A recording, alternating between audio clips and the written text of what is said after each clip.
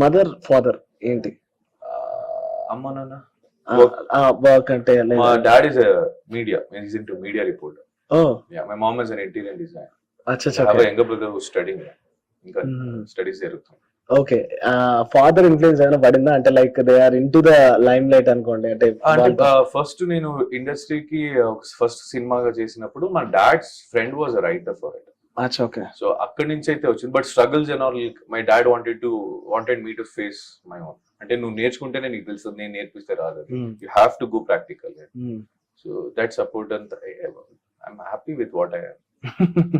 But it's not simple. మీరు చెప్పినంత simple అయితే నిజంగా కాదు. ఇప్పుడు నేను ఒక డ్రీమ్ అనుకున్నా, నేను అక్కడ దాకా వెళ్ళాలని.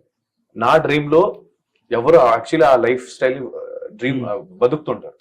సో ఇప్పుడు నా లైఫ్ ఉంది, ఇప్పుడు ఏమున్నానో ఇది ఒక ఎంతో మందికి డ్రీమ్, ఇది ఇలా ఉండాలనేది. సో ఐఎమ్ లివింగ్, నేను ఎవరిదో డ్రీమ్ ని జీవిస్తున్నా. So it has to grow up. They will also come one day. కొత్త జనం రావాలి, కొత్తతనం వస్తా ఉండాలి. So it will grow up. Nikhil driven point ఏంటి, మోటో పాయింట్ ఏంటి అంటే లైఫ్ నడవడానికి? అంటే లైక్ నా వరకు అనిపిస్తే కొంచెం సార్లు ఎప్పుడైనా నేను లో అయినప్పుడు కానీ వై దీస్ ఆల్ థింగ్స్, అసలు హ్యూమన్ ఏంటి, ఎందుకు నడవాలి, నాకు ఈ లైఫ్ నచ్చట్లేదు అనిపిస్తూ ఉంటది. బట్ ఎప్పుడు నేను కాల్ తీసుకోను. అలా ఒక డ్రివెన్ పాయింట్ అంటే మీకు ఏంటి, మిమ్మల్ని నడిపిస్తున్న పాయింట్ అంటే ఏది? నడిపిస్తున్న పాయింట్ అంటే నాకు అని నాకు సొంతంగా కొన్ని టైం ఇచ్చారు, లైఫ్ అనే టైం. ఆ లైఫ్ లో నాకేం ఇష్టమో అది చేస్తున్నా.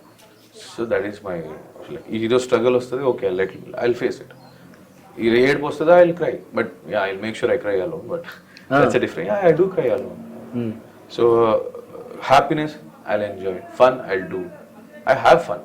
ఇప్పుడు నాకు పొద్దున్న దేనికో బాధ వేసింది, మధ్యాహ్నం దాకా కంటిన్యూ చేసి దాన్ని నైట్ దాకా కంటిన్యూ చేసి పొద్దున్న దాకా అయితే కంటిన్యూ చేయలేదు. బాధపడే టైంలో బాధపడతారు. ఇంకో నలుగురితో ఉన్నప్పుడు కలిసి సరదాగా ఉన్నారు. That's how I